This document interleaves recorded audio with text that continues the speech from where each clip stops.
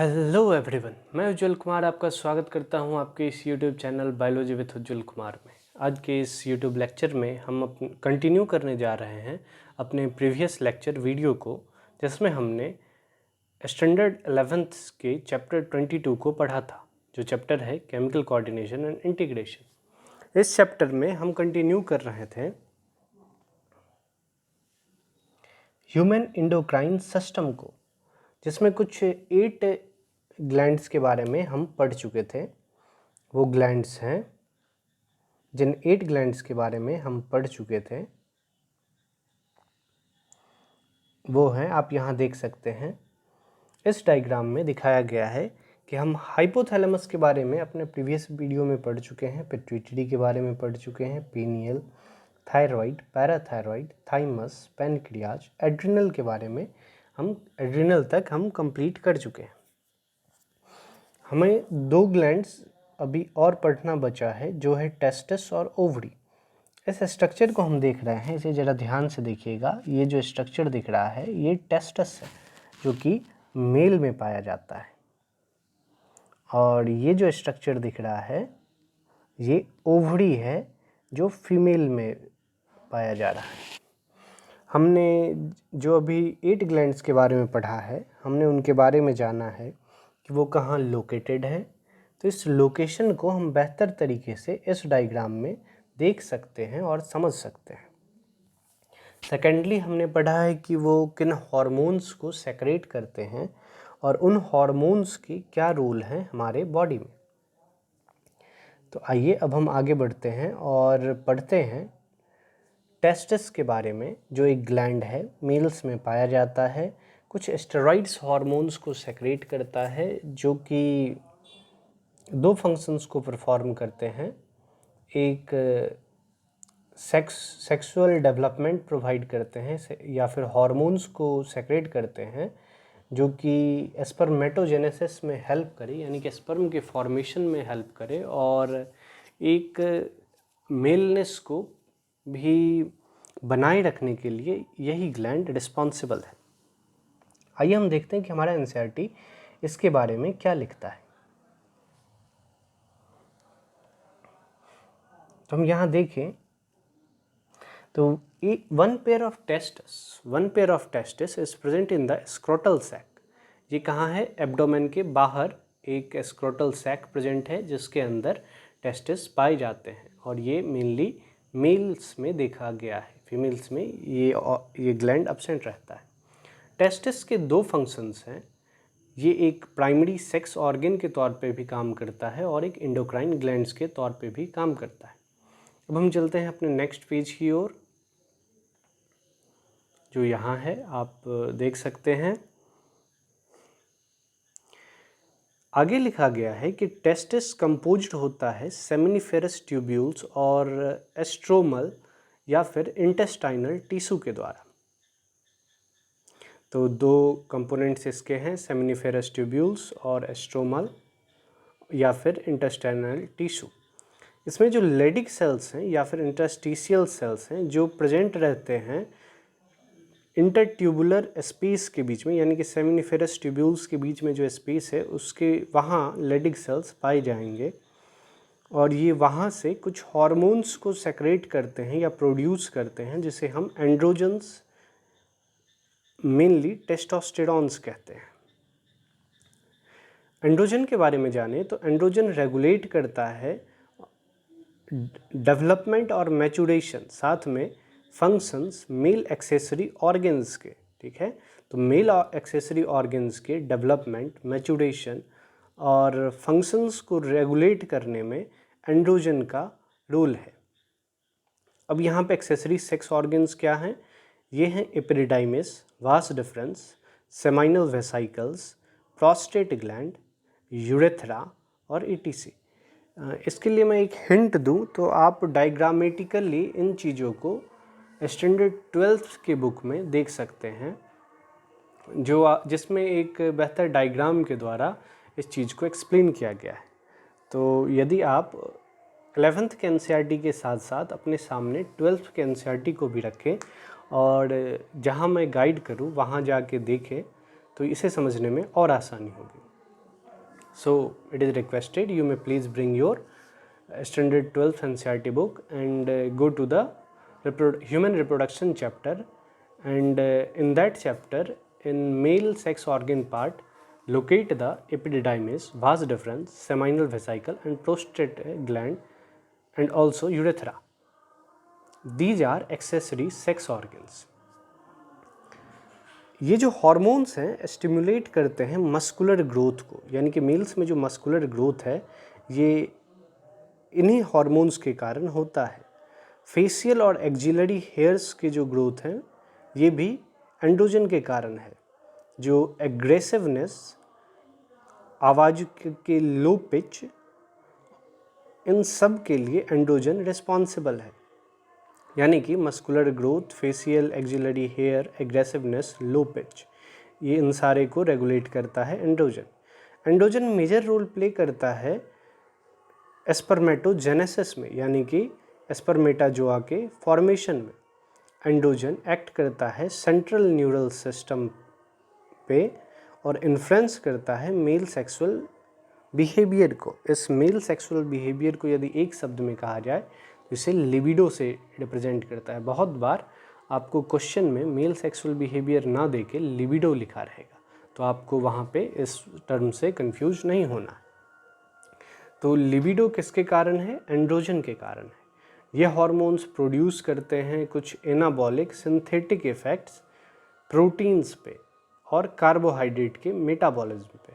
क्या आप एनाबॉलिज्म और कैटाबॉलिज्म के बारे में जानते हैं? एनाबॉलिज्म हम उन प्रोसेस को कहते हैं जिन प्रोसेस में हमारे बॉडी में यदि किसी चीज़ की सिंथेसिस हो तो उसे हम एनाबॉलिज्म कहते हैं। इसी चीज़ को यहाँ पे रिप्रेजेंट किया गया है कि ये हार्मोन कुछ सिंथेटिक इफ़ेक्ट शो करता है प्रोटीन्स, कार्बोहाइड्रेट्स के मेटाबॉलिज्म में। मेटाबॉलिज्म दो तरह के थे, एनाबॉलिज्म और कैटाबॉलिज्म। अब हम चलते हैं नेक्स्ट ग्लैंड की ओर, जो है ओवरी। फीमेल्स के पास एक पेयर ओवरीज होते हैं जो एब्डोमेन में लोकेटेड होते हैं। Ovary primary female sex organ है जो कि प्रोड्यूस करता है ओवम, कब? मेंस्ट्रुअल साइकिल के द्वारा। इसके डायग्राम को भी आप अच्छे तरीके से देख सकते हैं स्टैंडर्ड 12 के ह्यूमन रिप्रोडक्शन चैप्टर में। यहाँ जब हम फीमेल सेक्स ऑर्गन पढ़ रहे हैं, यदि आप जाएं तो वहाँ एक डायग्राम दिया गया है जिसमें ओवरी को लेबल किया गया है, तो आप वहाँ से देख सकते हैं कि ओवरी किस तरीके का दिखता है। और इस तरीके से यदि आप जाएं तो ये रिवाइज भी होता जाएगा, एक साथ एक से ज़्यादा चैप्टर्स हम रिवाइज करते चले जाएंगे। आइए आगे बढ़ते हैं। इसके साथ साथ ये ओवरी प्रोवाइड करता है दो ग्रुप्स स्टेरॉइड हार्मोन्स के, एक एस्ट्रोजन है, दूसरा प्रोजेस्टेरॉन है। ओवरी जो हैं ओवेरियन फॉलिकल्स से बने होते हैं। अब हम जान रहे हैं कि ओवरी बना हुआ किससे। हमने ये जाना कि ओवरी दो तरह के हार्मोन्स को प्रोड्यूस करता है जो एस्ट्रोजन, प्रोजेस्टेरॉन है। ओवरी पेयर्स में होते हैं, लोकेटेड एब्डोमेन में रहते हैं। ये इसे जाना जाता है प्राइमरी सेक्स ऑर्गन के तौर पे, जो कि ओवम को प्रोड्यूस करता है मेंस्ट्रुअल साइकिल के दौरान। ओवरी बने होते हैं ओवेरियन फॉलिकल के साथ से और एस्ट्रोमल टिश्यू से। एस्ट्रोजन जो सिंथेसाइज्ड और सेक्रेट किया जाता है मुख्य तौर पे ग्रोइंग ओवेरियन फॉलिकल्स के द्वारा। ओवेरियन फॉलिकल मैं फिर से बताना चाहूँगा, जहाँ भी फॉलिकल आए तो ये एक globular like structure, balloon like structures होते हैं जिन्हें हम फॉलिकल्स कहते हैं। तो ये जो ओवेरियन फॉलिकल्स की बात की जाए तो ओवरी के अंदर कुछ एक सेलुलर लाइक स्ट्रक्चर्स पाए जाते हैं जिन्हें हम ओवेरियन फॉलिकल्स कहते हैं, जो ग्रो करते हैं और अपने अंदर ओव्यूल को कंटेन करके रखते हैं, जो ओवेरियन फॉलिकल के साथ साथ ग्रोथ को शो कर रहा होता है।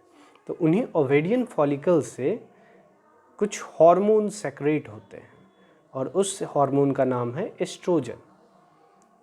और जब ओव्यूलेशन हो जाए, यानी कि जिस ओवेरियन फॉलिकल के अंदर ओव्यूल डेवलप हुआ था वो ओव्यूल यदि ओवेरियन फॉलिकल से बाहर निकल जाए तो इस फेनोमेनन को हम ओव्यूलेशन कहते हैं।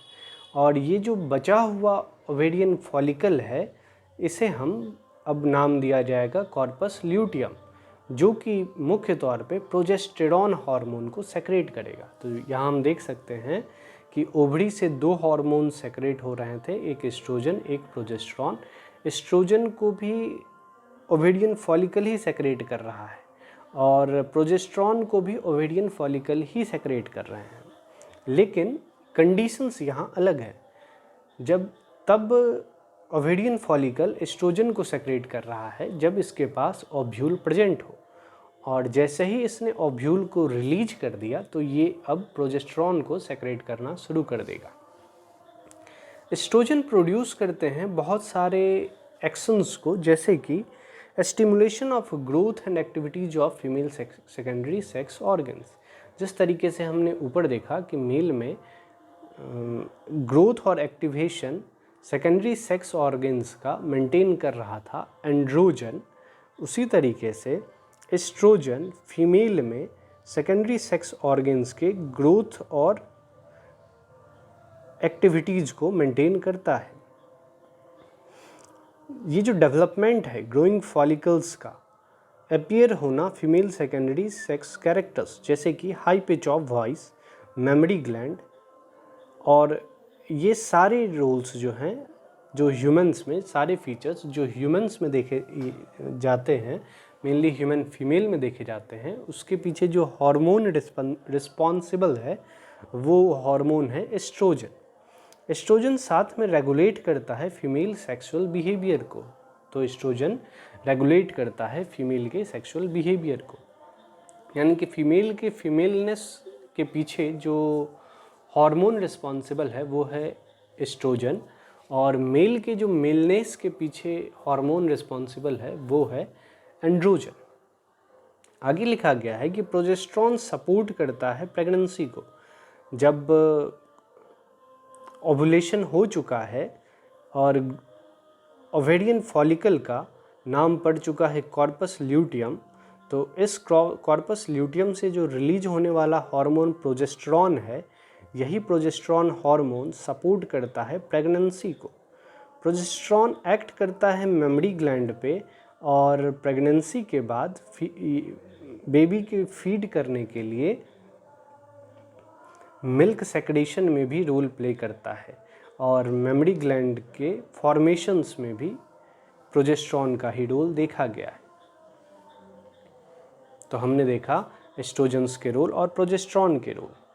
अब हम आगे बढ़ते हैं कि आखिर कुछ वैसे भी हार्मोन्स होते हैं जो हार्ट, किडनी और गैस्ट्रोइंटेस्टाइनल ट्रैक्ट के द्वारा प्रोड्यूस किए जाते हैं, तो अब हम उनके बारे में देखेंगे। ये मेनली 2 पेजों में सिमटा पड़ा है। हम देखते हैं कि हमारा एनसीईआरटी इसमें क्या बताना चाहता है, और ये सारे बड़े ही इंपॉर्टेंट पॉइंट्स हैं। ये पॉइंट्स डायरेक्ट नीट में हमसे पूछे जाते हैं। तो आगे बढ़ते हैं कि नाउ यू नो दैट, ये आप जानते हैं कि एंडोक्राइन ग्लैंड्स और उनके हार्मोन्स, जैसा कि मेंशन किया गया है पहले, हार्मोन्स जो हैं सेक्रेट किए जाते हैं कुछ टिश्यूज से जो कि एंडोक्राइन ग्लैंड्स नहीं है, यानी कि ज़्यादातर जो हार्मोन्स हैं वो सेक्रेट किए जा रहे हैं एंडोक्राइन ग्लैंड्स के द्वारा, लेकिन कुछ ऐसे भी ऑर्गन्स हैं जो एंडोक्राइन ग्लैंड्स नहीं हैं, फिर भी वो सेक्रेट करते हैं हार्मोन्स को। यानी कि मेनली एंडोक्राइन ग्लैंड्स वाले वैसे हैं जो फॉलिकुलर सेल से बने हुए हैं। ये हार्ट, किडनी और गैस्ट्रोइंटेस्टाइनल ट्रैक्ट फॉलिकुलर सेल से नहीं बने हुए हैं, फिर भी ये कुछ हार्मोन्स को सेक्रेट करते हैं। एग्जाम्पल के तौर पे हमें बताया गया है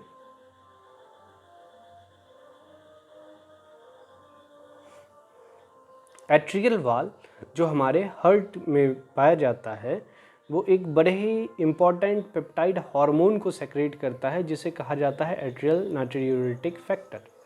अच्छा, आप एट्रिया वर्ड से हम समझ सकते हैं कि हमारे हार्ट जो है 4 चैम्बर्स में डिवाइडेड होते हैं। 2 चैम्बर्स एट्रियम हैं और 2 चैम्बर्स वेंट्रिकल हैं। तो ये एट्रियल नाट्रियूरेटिक फैक्टर्स रिलीज होता है एट्रियल पार्ट से हमारे हार्ट के, और ये करते क्या हैं, ये ब्लड प्रेशर को डिक्रीज कर देते हैं। जब जो ब्लड प्रेशर बढ़ जाए तो ANF सेक्रेट होता है, जिसके कारण ब्लड वेसल्स का डायलेशन यानी कि फैलाव होता है। इसके कारण ब्लड प्रेशर घट जाता है। तो एक हार्मोन जो हार्ट के द्वारा सेक्रेट किया जा रहा है, मेनली एट्रियल वॉल के द्वारा सेक्रेट किया जा रहा है, वो रोल प्ले कर रहा है ब्लड प्रेशर को रिड्यूस करने में। आइए अब हम नेक्स्ट पेज पे चलते हैं, जिस पेज में शुरुआत किया गया है किडनी के हार्मोन से। किडनी में जक्स्ट्राग्लोमेरुलर सेल्स पाए जाते हैं जो कि प्रोड्यूस करते हैं एक पेप्टाइड हार्मोन्स को। इसके डायग्राम्स को, यदि आपको जक्स्ट्राग्लोमेरुलर सेल्स को इमेजिन करने में समस्याएं आ रही है तो आप एक्सक्रीशन चैप्टर में जा सकते हैं, एक्सक्रीटरी सिस्टम में, जिसमें आपको ग्लोमेरुलर सेल्स का डायग्राम दिया गया है। जब आप जा रहे हो तो इस वीडियो को पॉज कर लीजिए और फिर जब आप उस पेज पे पहुंच जाइए तो फिर इसे स्टार्ट कीजिए। तो यहाँ लिखा गया है कि जक्स्ट्राग्लोमेरुलर सेल्स किडनी के प्रोड्यूस करते हैं पेप्टाइड हार्मोन्स को, जिसे हम इरिथ्रोपोइटीन कहते हैं। अच्छा, तो इरिथ्रोपोइटीन इरिथ्रोपोइसिस में मदद करता है, जिसका नाम इरिथ्रोपोइसिस, जिससे कि फॉर्मेशन होता है RBC का। तो जक्स्ट्राग्लोमेरुलर किडनी रोल प्ले कर रहा है RBC के फॉर्मेशन में। इसके लिए जिस हार्मोन का ये यूटिलाइजेशन कर रहा है वो है इरिथ्रोपोइटीन। इंडोक्राइन सेल्स जो कि अलग अलग गैस्ट्रोइंटेस्टाइनल ट्रैक्ट में पाए जाते हैं, वो कुछ 4 मेजर पेप्टाइड हार्मोन्स को सेक्रेट करते हैं। हम ऊपर देख चुके हैं हार्ट के द्वारा प्रोड्यूस किए जाने वाले हार्मोन को, यहाँ हम देख चुके हैं किडनी के द्वारा प्रोड्यूस किए जाने वाले हार्मोन को। अब हम देखने जा रहे हैं गैस्ट्रोइंटेस्टाइनल ट्रैक्ट, यानी कि हमारा ये जो माउथ टू एनस एक पाइप जा रहा है, उसमें आखिर कौन कौन से हार्मोन सेक्रेट होते हैं। तो मेनली 4 तरह के हार्मोन वहाँ पे सेक्रेट होते हैं। और ये जो पार्ट है ये बहुत ही इम्पोर्टेंट पार्ट है, इससे बहुत सारे क्वेश्चंस बनते हैं। यदि इस चैप्टर से क्वेश्चन आता है तो ज़्यादा उम्मीद है कि ये इसी पोर्शन से आए। तो हम देखेंगे कि इंडोक्राइन सेल्स जो कि different parts of the gastrointestinal tract में अपने सेक्रेशंस को देते हैं, वो कुछ 4 तरह के पेप्टाइड हार्मोन्स होते हैं। ये 4 तरह के पेप्टाइड हार्मोन्स हैं: गैस्ट्रीन, सेक्रेटिन, कोलेसिस्टोकाइनिन और गैस्ट्रिक इनहिबिटरी पेप्टाइड। अब हम इनके रूल्स के बारे में देखते हैं और इनके लोकेशंस के बारे में देखते हैं। गैस्ट्रीन एक्ट करता है गैस्ट्रिक ग्लैंड्स पे। ये एक हार्मोन है, ये गैस्ट्रिक ग्लैंड पे एक्ट कर रहा है, जिसके कारण हाइड्रोक्लोरिक एसिड का और पेप्सिनोजन का सेक्रेशन हो रहा है। ठीक है, तो गैस्ट्रीन गैस्ट्रिक ग्लैंड पे एक्ट करके HCl को और पेप्सिनोजन को सेक्रेट करवा रहा है गैस्ट्रिक ग्लैंड्स के द्वारा। दूसरा हार्मोन सेक्रेटिन है, ये एक्सोक्राइन पेनक्रियाज पे एक्ट करता है। एक्सोक्राइन हमने जाना था कि पेनक्रियाज के पास डुअल रोल प्ले करता है, इंडोक्राइन का भी और एक्सोक्राइन का भी। इंडोक्राइन के रोल के बारे में हमने जब पेनक्रियाज सब टॉपिक को पढ़ा है तो उसमें हमने इस चीज़ को देखा है। यहाँ पे हम देख रहे हैं कि एक हार्मोन है जिसका नाम सेक्रेटिन है, वो एक्ट कर रहा है पेनक्रियाज के एक्सोक्राइन रीजन पे और स्टिमुलेट कर रहा है वाटर और बाइकार्बोनेट आयंस का सेक्रेशन। अब कोलेसिस्टोकाइनिन नाम का एक हार्मोन है जो गैस्ट्रोइंटेस्टाइनल ट्रैक्ट में ही पाया जाता है। ये पैनक्रियाज और गॉल ब्लैडर दोनों पे एक्ट करता है। जब हम गैस्ट्रोइंटेस्टाइनल ट्रैक्ट के हार्मोन्स को पढ़ रहे हैं तो बेहतर होगा कि हम हमारे बगल में जो NCERT का बुक है, हम उसमें डाइजेशन चैप्टर पे चले जाएं इस वीडियो को पॉज करके। तो कोलेसिस्टोकाइनिन एक्ट करता है पैनक्रियाज और गॉल ब्लैडर दोनों पे और सेक्रेशन करवाता है पैनक्रियाटिक एंजाइम्स और बाइल जूस का। पैनक्रियाटिक एंजाइम पैनक्रियाज के द्वारा सेक्रेट किया जाएगा, बाइल जूस गॉल ब्लैडर के द्वारा सेक्रेट किया जाएगा। GIP gastric inhibitory peptide. अब हम 4th हार्मोन के बारे में जान रहे हैं, इसके रोल के बारे में जान रहे हैं। गैस्ट्रिक इनहिबिटरी पेप्टाइड्स इनहिबिट करते हैं गैस्ट्रिक सेक्रेशन को और मोटिलिटी को। बहुत सारे नॉन इंडोक्राइन टिश्यू हैं जो कि सेक्रेट करते हैं हार्मोन्स को, जिन्हें हम ग्रोथ फैक्टर्स कहते हैं। यानी कि और भी कुछ इनके अलावा और भी कुछ नॉन इंडोक्राइन टिश्यू हैं जो कि ग्रोथ फैक्टर्स को सेक्रेट करते हैं। ये फैक्टर्स ज़रूरी होते हैं किसी भी टिश्यू के ग्रोथ के लिए, और उनके यदि किसी भी प्रकार से चोटिल हो जाए या फिर हार्म्ड हो जाए, डैमेज हो जाए, तो उन्हें रिपेयर या फिर रीजनरेट किया जा सके। तो हमने 4 मेन देखें। एक ग्रोथ फैक्टर के बारे में भी यहाँ पे कहा गया है, जो कि कुछ अलग इंडोक्राइन टिश्यू के द्वारा सेक्रेट किया जाता है, जो हेल्प कर रहा है रिपेयर, रीजनरेशन और ग्रोथ में कुछ टिश्यूज के। लास्टली हम आते हैं मैकेनिज्म ऑफ हार्मोन एक्शन पे। ये बड़ा ही सिंपल सा चैप्टर है, यदि आप इसे रिवाइज कीजिए तो ये आसानी से समझ में आ जाएगा। अब हम आगे बढ़ते हैं मैकेनिज्म ऑफ हार्मोन एक्शन पे। यहाँ एक डायग्राम दिया गया है। इसके आगे जो नेक्स्ट पेज आता है, यहाँ 2 डायग्राम्स दिए गए हैं, जिसमें हमें प्रोटीन हार्मोन और एस्टेरॉयड हार्मोन को दिखाया गया है। मेनली ऐसा होता है कि ये जो एस्टेरॉयड हार्मोन्स हैं, ये ऊपर एस्टेरॉयड हार्मोन्स के क्लासिफिकेशंस को बताया गया है, प्रोटीन हार्मोन्स के भी क्लासिफिकेशंस को बताया गया है। तो ये जो एस्टेरॉयड हार्मोन्स हैं, इनके रिसेप्टर्स, यानी कि ये हार्मोन्स अपने एक्शन को प्ले करने के लिए, हम इधर जाने से पहले एक बड़ा ही सिंपल से सेल सिग्नलिंग मेथड को जान लेते हैं। हार्मोन्स, जैसा हम जानते हैं, ये कोऑर्डिनेशन में रोल प्ले करता है, यानी कि एक इन्फॉर्मेशन को एक जगह से दूसरे जगह तक पहुंचाने में हेल्पफुल है। और जब वो इन्फॉर्मेशन एक जगह से दूसरे जगह पहुंचती है तो उनके कुछ स्टिमुलस होते हैं, उनके कुछ एक्शंस होते हैं। वो एक्शंस मेनली तब देखे जाते हैं या फिर देखे जाते हैं through the process of transcription. Transcription क्या है? यह एक वैसा प्रोसेस है जिससे कि डीएनए से आरएनए का फॉर्मेशन होता है। यदि आप स्टैंडर्ड 12 पढ़ चुके हैं तो मेरे टर्म्स को समझ पाइएगा, नहीं तो आप इसे अभी इग्नोर कर सकते हैं। तो यहाँ पे जब हम देख रहे हैं, ट्रांसक्रिप्शन में आरएनए का फॉर्मेशन होता है, जिससे प्रोटीन्स बनते हैं ट्रांसलेशन के द्वारा, और वो प्रोटीन्स फिर जो है खुद को शो करते हैं एक ऑर्गेनिज्म में। तो इस एक्शन को होने के लिए हार्मोन्स की ज़रूरत होती है, जो ट्रांसक्रिप्शन फैक्टर्स को एक्टिवेट करते हैं। ट्रांसक्रिप्शन फैक्टर को एक्टिवेट करने के लिए हार्मोन्स को बाइंड करना होता है रिसेप्टर्स पे। तो ये रिसेप्टर्स या तो प्लाज्मा मेम्ब्रेन पे पाए जा सकते हैं, ये रिसेप्टर्स या तो प्लाज्मा मेम्ब्रेन पे पाए जा सकते हैं, जैसा यहाँ पे दिखाया गया है, या फिर पाए जा सकते हैं सेल के अंदर। तो इस बेसिस पे हार्मोन्स को 2 टाइप्स में डिवाइड किया गया है, जिसे हम ऊपर पढ़ते हुए समझेंगे डिटेल में। तो आइए हम चलते हैं इससे पहले वाले पेज पे, फिर जो है हम अगेन से दोबारा इस पेज को देखेंगे। Mechanism of hormone actions. Mechanism of hormone action.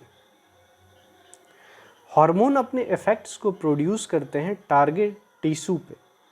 Target tissue पे ये अपने इफ़ेक्ट्स को शो करते हैं बाइंड करके स्पेसिफिक प्रोटीन्स से, जिसे हम हार्मोन रिसेप्टर्स कहते हैं। यानी कि सेल के सरफेस पे, प्लाज्मा मेम्ब्रेन पे एक प्रोटीन होता है, जिससे ये हार्मोन्स आके बाइंड कर जाते हैं।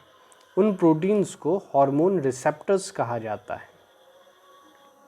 हार्मोन रिसेप्टर्स या तो सेल मेम्ब्रेन पे प्रेजेंट होंगे टारगेट सेल्स के, यदि ऐसा हुआ तो इन्हें हम मेम्ब्रेन बॉन्ड रिसेप्टर्स कहेंगे, या फिर ये प्रेजेंट होंगे इनसाइड द टारगेट सेल, या फिर ये प्रेजेंट होंगे टारगेट सेल के अंदर। जब ये टारगेट सेल के अंदर प्रेजेंट होंगे तो इन्हें कहा जाएगा इंट्रासेलुलर रिसेप्टर्स। ज़्यादातर न्यूक्लियर रिसेप्टर्स होते हैं। यहाँ पे बताया जा रहा है कि जो इंट्रासेलुलर रिसेप्टर्स होते हैं, यानी कि सेल के अंदर जो रिसेप्टर्स पाए जाते हैं, वो मेनली सेल के अंदर न्यूक्लियस पे पाए जाते हैं, इसीलिए उन्हें न्यूक्लियर रिसेप्टर्स कहा जाता है, या फिर न्यूक्लियस के अंदर पाए जाते हैं।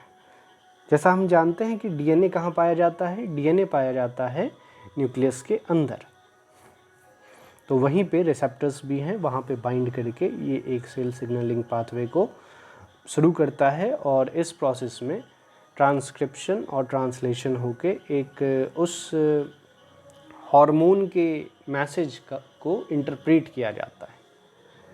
जब हार्मोन्स बाइंड करते हैं रिसेप्टर्स पे तो ये कुछ हार्मोन रिसेप्टर कम्प्लेक्स बनता है। अब हार्मोन बाहर से आया, या तो सेल के सरफेस पे, या तो सेल मेम्ब्रेन के ऊपर, या फिर इंटरसेलुलर रिसेप्टर पे ये बाउंड करेंगे, और जब ये बाउंड करेंगे तो एक कॉम्प्लेक्स का फॉर्मेशन होगा, जिस कॉम्प्लेक्स को हम कहते हैं हार्मोन रिसेप्टर कॉम्प्लेक्स।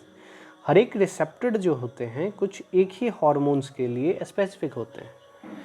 ज़रा सोचिए कि हमने जो शुरुआत में पढ़ा था अपने प्रीवियस वीडियो में, मैं उस वीडियो का लिंक इस वीडियो में दे दूंगा, यदि आप इंटरेस्टेड हैं और आपको समस्याएं आ रही है तो आप वहां जाके देख सकते हैं।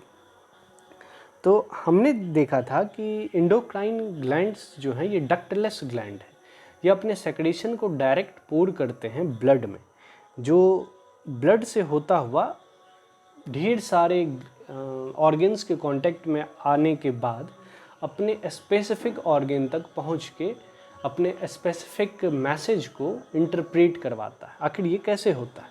ये इसलिए होता है क्योंकि जो हार्मोन्स सेक्रेट किए गए हैं खास इंडोक्राइन ग्लैंड्स के द्वारा, वो सिर्फ और सिर्फ रिसीव किए जा सकते हैं स्पेसिफिक रिसेप्टर्स के द्वारा, और इसीलिए ये जो रिसेप्टर्स होते हैं ये स्पेसिफिक होते हैं। हार्मोन रिसेप्टर कॉम्प्लेक्स फॉर्मेशन, यानी कि हार्मोन और रिसेप्टर का कॉम्प्लेक्स फॉर्मेशन जो है लीड करता है कुछ बायोकेमिकल चेंज को हमारे टारगेट टिश्यू में, यानी कि वही जो वो मैसेज लेके आया है उसे इंटरप्रेट किया जाएगा, वो इंटरप्रेट होते हैं बायोकेमिकल चेंजेज के द्वारा। Target tissue metabolism and hence physiological functions are regulated by hormones. जिस टारगेट टिश्यू पे ये हार्मोन्स आए हैं वहाँ पे कुछ मेटाबॉलिज्म होंगे, कुछ बनेगा या कुछ टूटेगा, और इस तरीके से कुछ फिजियोलॉजिकल फंक्शंस जो बाहर हमें दिख सके या फिर जिसका रोल बॉडी कुछ प्ले कर सके, वह हमारे बॉडी में देखने को मिलेगा उस टारगेट हार्मोन के कारण। इस बेसिस पे, on the basis of their chemical nature, अब ये जो हार्मोन्स हैं ये हो सकते हैं या तो बने हो सकते हैं प्रोटीन्स के, या एस्टेरॉइड के, या एमाइनो एसिड के टुकड़ों के, या फिर ये कुछ अलग केमिकल्स के बने हो सकते हैं। तो इन केमिकल्स के बेसिस पे हार्मोन्स को डिवाइड कर दिया गया है कुछ 4 ग्रुप्स में। ये कौन कौन से ग्रुप हैं? पेप्टाइड, पॉलीपेप्टाइड, प्रोटीन हार्मोन्स, यानी कि कुछ छोटे वाले हो सकते हैं पेप्टाइड्स, जब ढेर सारे पेप्टाइड्स आपस में जुड़ जाएं तो वो पॉलीपेप्टाइड भी बना सकते हैं, और जब पॉलीपेप्टाइड कुछ खास कन्फर्मेशन को गेन करे तो वो प्रोटीन्स बना सकते हैं।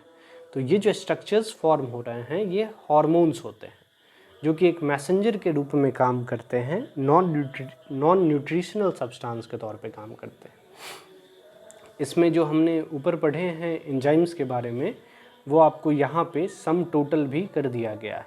तो आइए देखते हैं इसमें जो प्रोटीन, पेप्टाइड या फिर पॉलीपेप्टाइड्स के द्वारा जो हार्मोन्स बनते हैं वो हार्मोन्स हैं इंसुलिन, ग्लूकागॉन, पिट्यूटरी हार्मोन्स और हाइपोथैलेमिक हार्मोन्स। कितने हो गए? कुछ 4 हार्मोन्स हैं। एक इंसुलिन है, ग्लूकागॉन है, ये कहाँ से सेक्रेट होते हैं? Islets of Langerhans of pancreas से। यानी कि हमने देखा था जब पेनक्रियाज को हम पढ़े थे अपने प्रीवियस वीडियो में, उसमें आइलेट्स ऑफ लैंगरहैंस 2 तरह के सेल्स को कंटेन कर रहा था, एक अल्फ़ा सेल, दूसरा beta cell.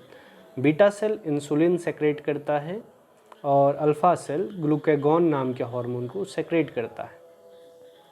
Insulin hypoglycaemic hormone था, ग्लूकागॉन हाइपरग्लाइसेमिक हार्मोन था, यानी कि ग्लूकागॉन ब्लड में ग्लूकोज के कंसंट्रेशन को बढ़ा रहा था, इंसुलिन ब्लड में ग्लूकोज के कंसंट्रेशन को कम करता है। तो ये दोनों पेप्टाइड हार्मोन्स हैं। कुछ पिट्यूटरी हार्मोन्स थे और कुछ हाइपोथैलेमिक हार्मोन्स थे। हमने पिट्यूटरी हार्मोन्स के बारे में पढ़ा था कि हमारे पास एडिनोहाइपोफाइसिस और न्यूरोहाइपोफाइसिस करके पिट्यूटरी के 2 पार्ट्स हैं, जिसमें करीब 9 हार्मोन्स का सेक्रेशन हो रहे थे। तो आप उन 9 हार्मोन्स को देख सकते हैं। फिर हाइपोथैलेमिक हार्मोन्स के बारे में बताया गया है, जो ऊपर दिया गया था। 2 हार्मोन्स के बारे में इस चैप्टर में डिस्कस किया गया है। एक है HCG और दूसरा है सोमैटोस्टैटिन। एक रेगुलेटरी रोल प्ले कर रहा था, एक इनहिबिटरी रोल प्ले कर रहा था। इन सब के बारे में हमने प्रीवियस वीडियो में डिस्कस किया है। चलिए अब हम चलते हैं एस्टेरॉइड्स। और ये जो दूसरे टाइप का हार्मोन है वो एस्टेरॉइड्स से बने हो सकते हैं। इसके एग्जाम्पल्स होते हैं, इसमें भी कुछ 4 एग्जाम्पल्स दिए गए हैं। ये हैं cortisol, testosterone, estradiol and progesterone. क्या क्या है? Cortisol, testosterone, estradiol and progesterone. क्या आपको याद है प्रोजेस्टेरॉन कौन सेक्रेट कर रहा है और किस में सेक्रेट हो रहा था? हाँ, हमने अभी पढ़ा है प्रोजेस्टेरॉन कॉर्पस ल्यूटियम के द्वारा सेक्रेट हो रहा है, जो प्रेगनेंसी को मेंटेन रखता है। ठीक है। कुछ एस्ट्राडायोल थे, एस्ट्रोजन को एस्ट्राडायोल कहा गया है, टेस्टोस्टेरॉन एंड्रोजन है, और कुछ कॉर्टिसोल थे। कॉर्टिसोल क्या थे? मिनरलोकॉर्टिकॉइड्स और ग्लूकोकॉर्टिकॉइड्स, जो सेक्रेट हो रहे थे एड्रेनालिन के द्वारा या फिर एड्रिनल ग्लैंड के द्वारा। आइडोथायरोनिन्स के बारे में जाने तो आइडोथायरोनिन्स में एक ही हार्मोन के बारे में बताया गया है, थायराइड हार्मोन्स। और 4th हार्मोन है जो एमाइनो एसिड डेरिवेटिव्स होते हैं, वो है इपिनेफ्रिन। यानी कि इपिनेफ्रिन एक एमाइनो एसिड डेरिवेटिव हार्मोन्स है। आइडोथायरोनिन्स नाम से स्पष्ट होता है, थायराइड हार्मोन आसानी से याद कर सकते हैं। एस्टेरॉइड में हम याद कर सकते हैं पैक्ट के तौर पे progesterone, estradiol, cortisol and testosterone, जो एस्टेरॉइड्स हार्मोन्स है। इंसुलिन, ग्लूकागॉन, पिट्यूटरी हार्मोन्स और हाइपोथैलेमिक हार्मोन्स को हम इस तरीके से याद कर सकते हैं। ऊपर दिए गए डायग्राम को यदि हम कुछ देर तक देखें तो हमें नज़र आएगा कि सबसे ऊपर हाइपोथैलेमस ग्लैंड है, उसके जो भी हार्मोन्स हैं वो पेप्टाइड हार्मोन्स हैं। उसके नीचे पिट्यूटरी ग्लैंड है, तो उनके हार्मोन्स भी पेप्टाइड हार्मोन्स हैं। और जब हम पेनक्रियाज की बात करें, ये एक बड़ा ही इम्पोर्टेंट ग्लैंड है जो ड्वेल रोल प्ले करता है, इंडोक्राइन के तौर पे भी और एक्सोक्राइन के तौर पे भी। वो भी एक पेप्टाइड हार्मोन्स है। इस तरीके से हम सबको याद कर सकते हैं। तो ये जो एस्टेरॉइड्स हैं, नीचे हमें बताया गया है कि एस्टेरॉइड्स जो हैं मेनली क्रॉस कर लेते हैं लेयर को। किसके लेयर को?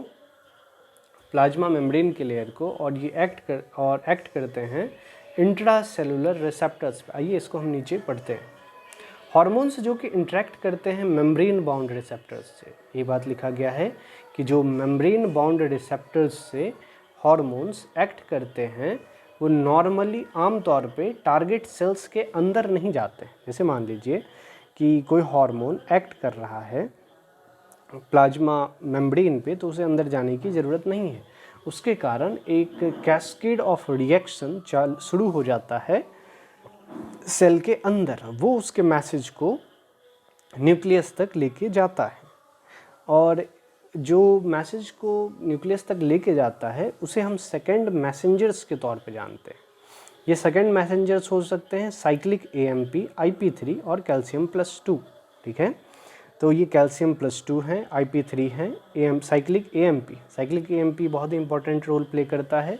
जब हम बात करें विजुअलाइजेशन की, यानी कि विजन की, उसमें भी हम देखेंगे कि साइक्लिक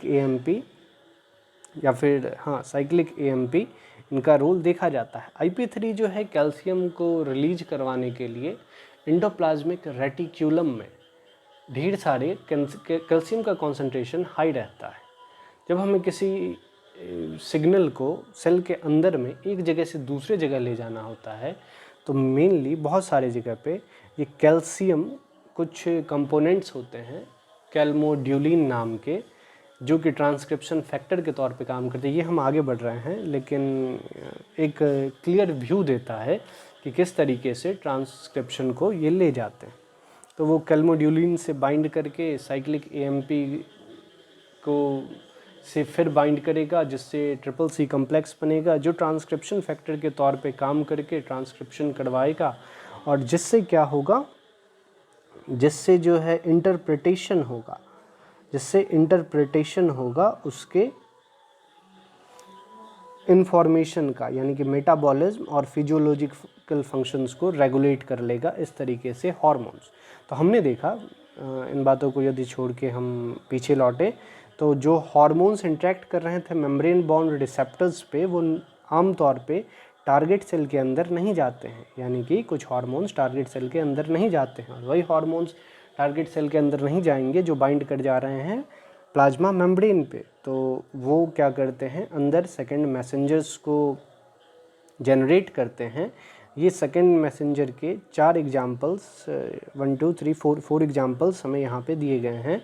वो है साइक्लिक एएमपी, IP3 और कैल्शियम+2, जो कि रेगुलेट करता है सेलुलर मेटाबॉलिज्म को। अब यही सेकेंडरी मैसेंजर अंदर के सेलुलर मेटाबॉलिज्म को रेगुलेट करेंगे।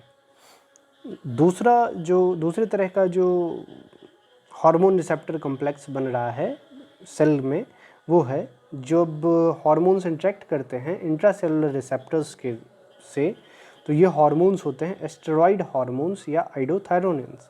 यानी कि बीच के जो सेकंड और थर्ड हार्मोन्स हैं, ये मेनली एक्ट करते हैं किस पे, इंट्रासेलुलर रिसेप्टर्स पे, और ये रेगुलेट करते हैं जीन के एक्सप्रेशन को या फिर क्रोमोजोम के फंक्शंस को। जीन कहाँ पाए जाते हैं, जीन न्यूक्लियस के अंदर, डीएनए के ऊपर में या फिर क्रोमोजोम के ऊपर में पाए जाते हैं। तो जीन के एक्सप्रेशन को ये एक्सप्रेस करवाएगा ट्रांसक्रिप्शन फैक्टर्स, वही ट्रांसक्रिप्शन ट्रांसलेशन के द्वारा। और ये किसके कारण हो रहा है, इस हार्मोन रिसेप्टर कॉम्प्लेक्स के कारण ये इन्फॉर्मेशन चैनल हो पा रहा है और क्रोमोजोम एक खास फंक्शन को रेगुलेट कर पा रहा है। और ये क्रोमोजोम्स के किस पे एक्ट कर रहा है, विथ द जीनोम। और ये जो हार्मोन रिसेप्टर कॉम्प्लेक्स बन रहा है, ये जीनोम के साथ बन रहा है, यानी कि रिसेप्टर जीनोम पे पाया जाता है। क्या आप जानते हैं जीनोम क्या होता है? हमारे बॉडी में 2 सेट्स ऑफ, ह्यूमंस में 2 सेट्स ऑफ क्रोमोजोम्स होते हैं, यानी कि 23 पेयर्स ऑफ क्रोमोजोम। इस पेयर्स में से यदि हम सिर्फ एक पेयर को कंसिडर करें, सिर्फ 23 क्रोमोजोम्स को कंसिडर करें, तो इस 23 क्रोमोजोम्स पे ह्यूमंस के सारे कैरेक्टर्स कोड रहते हैं। तो इस 23 सेट को हम जीनोम कहते हैं, जिस पे एक्ट करके ये हार्मोन रिसेप्टर कॉम्प्लेक्स किसी खास प्रोटीन को सिंथेसाइज करता है, और वो प्रोटीन फिजियोलॉजिकल फंक्शंस को रेगुलेट करता है। ठीक है, अब हम आगे बढ़ते हैं। साथ साथ मिलके ये जो बायोकेमिकल एक्शंस हैं, ये फिजियोलॉजिकल और डेवलपमेंटल इफ़ेक्ट्स को शो करता है। तो ये लाइन बहुत बार, हर एक यदि हम देखें तो ऊपर के लाइंस नीचे भी रिपीट हुए हैं, कुछ मीनिंग्स को एक्सप्रेस करते हुए। आइए इस चीज़ को हम डायग्रामेटिकली समझते हैं। इन्हें याद करना सबसे ज़रूरी है। ये जो चारों हार्मोन्स हैं, एस्टेरॉइड्स में पैक्ट है, आइडोथायरोनिन्स में थायराइड है, पेप्टाइड में हाइपोथैलेमिक है, पिट्यूटरी है, और पैनक्रियाज के द्वारा जो हार्मोन सेक्रेट किए जाते हैं इंसुलिन और ग्लूकागॉन है, और एमाइनो एसिड डेरिवेटिव्स में एपिनेफ्रीन है। अब हम नेक्स्ट पेज पे चलते हैं, जहां हम देखेंगे diagrammatical representation of the things which we had studied yet. आइए यहाँ पे दिखाया जा रहा है कि यहाँ ये ए फिगर है, यहाँ बी फिगर है। यहाँ हम देख रहे हैं कि यहाँ कोई हार्मोन है। हार्मोन में यहाँ पे फॉलिकुलर स्टिमुलेटिंग हार्मोन को शो किया जा रहा है। आप बता सकते हैं फॉलिकुलर स्टिमुलेटिंग हार्मोन्स कहाँ से आते हैं? ये फॉलिकुलर स्टिमुलेटिंग हार्मोन्स ये पिट्यूटरी के द्वारा सेक्रेट किया जाता है, खासकर एंटीरियर पिट्यूटरी के द्वारा। और ये एंटीरियर पिट्यूटरी के द्वारा सेक्रेट होके ये आते हैं कहाँ? ये ओवरी के सेल मेम्ब्रेन पे आते हैं, ओवेरियन सेल मेम्ब्रेन पे आते हैं। और ओवरी के जो सेल मेम्ब्रेन पे रिसेप्टर प्रेजेंट है वो स्पेसिफिक रिसेप्टर जो बना हुआ है फॉलिकुलर स्टिमुलेटिंग हार्मोन्स के लिए, जिस फॉलिकुलर स्टिमुलेटिंग हार्मोन का रोल है कि ग्रोथ हो फॉलिकल्स का, वही फॉलिकल्स जो जिनके बारे में अभी हमने देखा था, जो सेक्रेट कर रहे थे एस्ट्रोजन को when they were with ovule, और प्रोजेस्टेरॉन को जब वो ओव्यूल को रिलीज कर चुके हो, यानी कि जब वो कॉर्पस ल्यूटियम में बदल चुके हो। तो ये उसी ओवेरियन सेल मेम्ब्रेन को ये प्रोलिफरेट करवाने के लिए follicular stimulating hormone anterior pituitary से पहुंचता है सेल मेम्ब्रेन पे। ये अपना रिस्पॉन्स 1 जनरेट करता है, जिसके कारण कुछ सेकेंड मैसेंजर्स जनरेट होते हैं जो साइक्लिक एएमपी है या फिर कैल्शियम+2 है। ये कुछ बायोकेमिकल रिस्पॉन्सेज को शो करते हैं। वो जो कैल्मोड्यूलिन वाली बातें मैंने कही थी बीच में CCC कम्प्लेक्स का, ये वही है। यदि आप इंटरेस्टेड हो तो पीछे करके सुन सकते हैं। तो ये कुछ बायोकेमिकल रिस्पॉन्सेज हैं। ये biochemical responses finally physiological response को शो करते हैं। ये फिजियोलॉजिकल रिस्पॉन्स है ओवेरियन ग्रोथ, यानी कि ओवेरियन फॉलिकल्स हैं उनके ग्रोथ को स्टिमुलेट कर रहा है follicular stimulating hormone through certain second messengers जो हैं साइक्लिक एएमपी और कैल्शियम+2। ठीक है। कुछ दूसरे तरह के हार्मोन्स होते हैं जो डायरेक्ट बाइंड करते हैं रिसेप्टर्स पे जो प्रेजेंट हो न्यूक्लियस के अंदर, ठीक है। तो ये हार्मोन है, ये स्टेरॉइड हार्मोन है, इसे एस्ट्रोजन कहा गया है। एस्ट्रोजन प्रोड्यूस हो रहा था ओवेरियन फॉलिकल के द्वारा। ये पहुंचता है यूटेराइन सेल मेम्ब्रेन को क्रॉस करता हुआ। यूटेराइन सेल मेम्ब्रेन क्या आप इमेजिन कर सकते हैं? यूटेराइन सेल मेम्ब्रेन क्या है?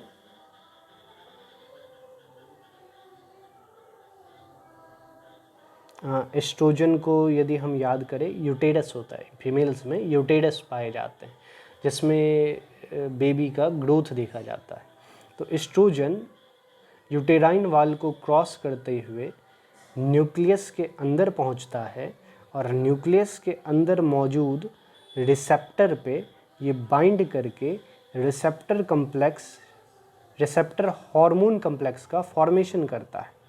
और ये कुछ बायोकेमिकल रिस्पॉन्स देके इस जीनोम को, ये जो हम एक थ्रेड, ये जो दोनों थ्रेड है,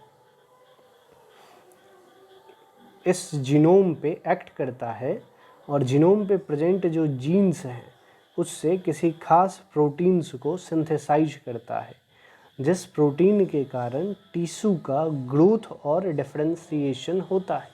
यदि हम ऐसा कहें तो femaleness, low high pitch, memory gland development, ये सारे एस्ट्रोजन्स करवा रहे थे।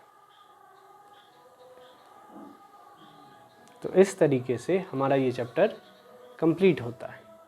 नीचे नेक्स्ट पेज में हमें समरी दिया गया है।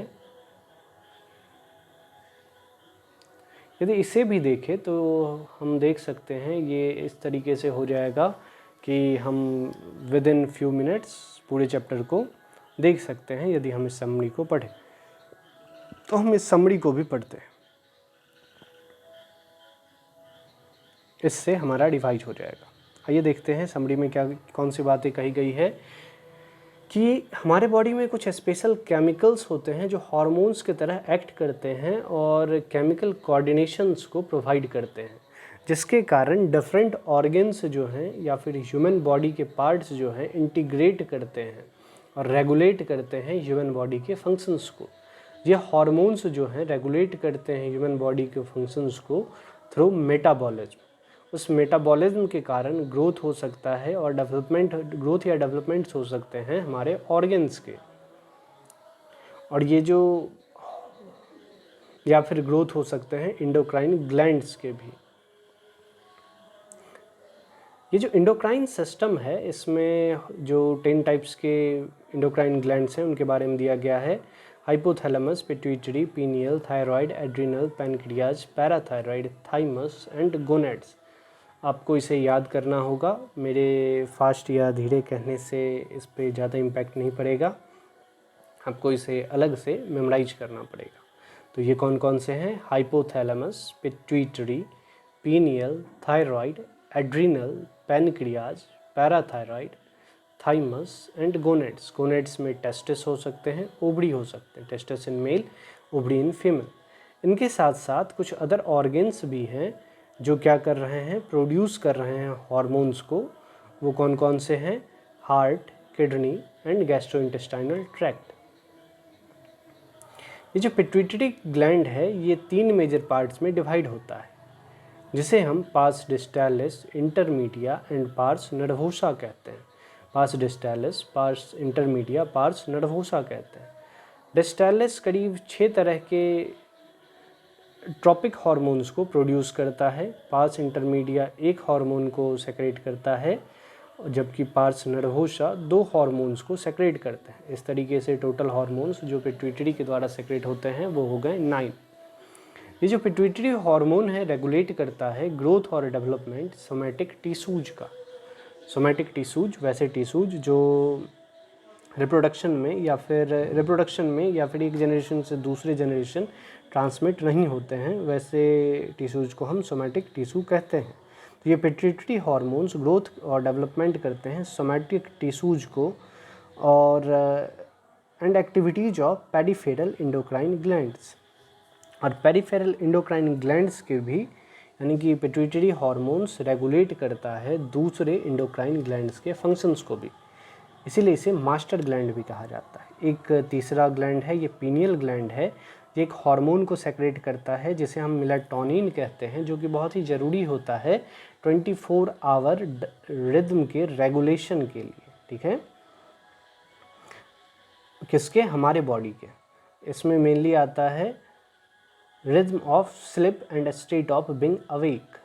हमारे बॉडी टेम्परेचर को ETC को ये क्वेश्चन पूछा जा चुका है कि बॉडी टेम्परेचर को मेंटेन करने के लिए कौन सा ग्लैंड रिस्पॉन्सिबल है, तो हम कहेंगे पीनियल ग्लैंड। ठीक है, आगे बढ़े तो 4th ग्लैंड आता है थायराइड ग्लैंड, जो कि इम्पोर्टेंट रोल प्ले करता है बेसल मेटाबॉलिक रेट को मेंटेन करने के लिए, यानी कि BMR को मेंटेन करने के लिए। ये डेवलपमेंट और मैच्योरेशन करवाता है CNS को, यानी कि सेंट्रल नर्वस सिस्टम को, थायराइड ग्लैंड। ठीक है, एरिथ्रोपोइसिस में, ब्लड के फॉर्मेशन में, कार्बोहाइड्रेट के मेटाबॉलिज्म में, प्रोटीन के मेटाबॉलिज्म में, फैट्स के मेटाबॉलिज्म में, और ये मेंस्ट्रुअल साइकिल में भी मदद करता है। दूसरा जो थायराइड हार्मोन है वो है थायरोकैल्सिटोनिन। ये कैल्शियम के लेवल को हमारे बॉडी में मेंटेन करता है, कैसे? डिक्रीज करके।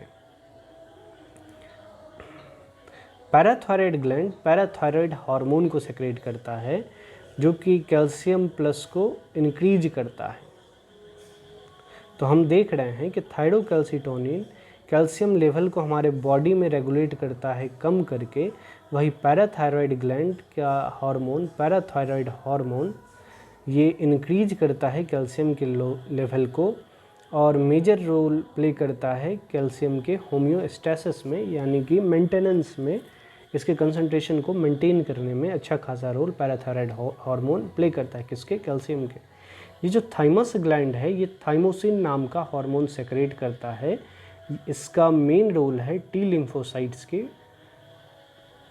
डिफरेंशिएशन में। टी लिम्फोसाइट्स, बी लिम्फोसाइट्स, ये हम ब्लड में देख सकते हैं। T4 thymus, T4 T lymphocytes, जो कि प्रोड्यूस करता है सेल मीडिएटेड इम्यूनिटी, यानी कि यहाँ पे सेल रोल प्ले करेंगे, जैसे कि मैक्रोफेज, NK सेल्स और भी कुछ सेल्स यहाँ पे सेल मीडिएटेड इम्यूनिटी को प्ले करेंगे। इसके साथ साथ थाइमोसिन इंक्रीज करता है एंटीबॉडीज़। जहाँ पे एंटीबॉडीज़ की बात आ जाए वो हो जाएगा ह्यूमोरल इम्यूनिटी, यानी कि थाइमोसिन इंक्रीज करता है एंटीबॉडी के प्रोडक्शन को और प्रोवाइड करवाता है ह्यूमोरल इम्यूनिटी को भी। ये जो एड्रिनल कॉर्टेक्स है ये कंपोज्ड होता है composed of the centrally located adrenal medulla. अच्छा, ये एड्रिनल कॉर्टेक्स जो है, हम ऊपर डायग्राम देख सकते हैं, इसका एक ट्रायंगुलर लाइक स्ट्रक्चर है, ट्रायंगुलर तो नहीं है एग्जैक्ट, लेकिन हम ट्रायंगुलर लाइक कह सकते हैं। ये बाहर से जिस स्ट्रक्चर से बना होता है उसे हम कहते हैं एड्रिनल कॉर्टेक्स, अंदर जो पाया जा रहा है उसे हम कहेंगे adrenal medulla. Adrenal medulla epinephrine और नॉर इपिनेफ्रिन को सेक्रेट करता है। ये हॉर्मोन्स जो हैं अलर्टनेस को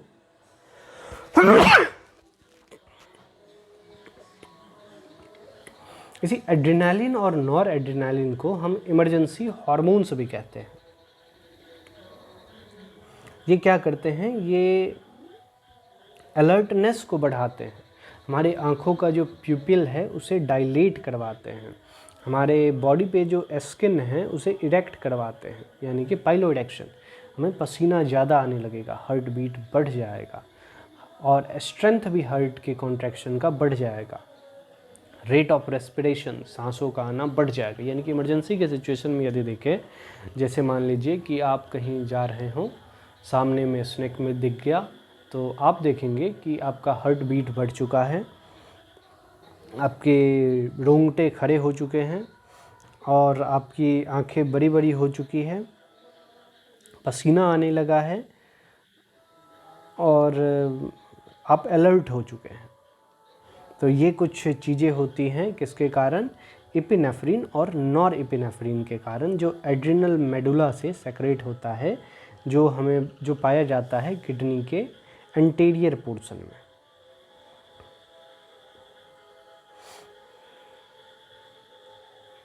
अब एड्रिनल कॉर्टेक्स की बात करें, जो एड्रिनल ग्लैंड का बाहरी पार्ट है, ये ग्लूकोकॉर्टिकॉइड्स और मिनरलोकॉर्टिकॉइड्स को सेक्रेट करता है। Glucocorticoids gluconeogenesis, lipolysis, proteolysis, erythropoiesis, cardiovascular system, blood pressure और ग्लोमेरुलर फिल्ट्रेशन रेट को इनहिबिट करता है। ग्लोमेरुलर फिल्ट्रेशन रेट को स्टिमुलेट करता है, ये स्टिमुलेट कर रहे हैं, ठीक है, और इनहिबिट करता है ये इन्फ्लामेटरी रिएक्शंस को, इम्यून के रिस्पॉन्स को सप्रेस करके, ठीक है। तो ग्लूकोकॉर्टिकॉइड्स क्या कर रहे हैं,